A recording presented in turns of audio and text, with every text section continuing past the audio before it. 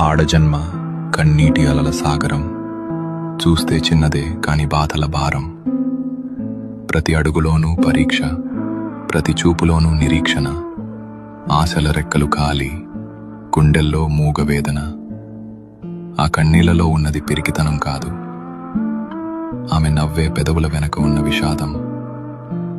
లోపల ఎన్ని గాయాలైనా బయట పడనీయదు, గతం ఎన్ని చీకట్లను తెచ్చినా తలెత్తుకు బతుకుతుంది.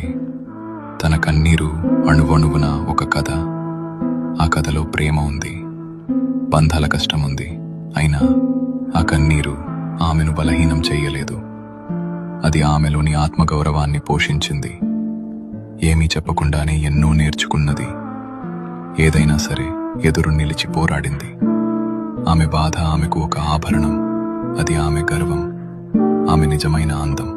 ఇది ఒక ఆడపిల్ల కన్నీరు.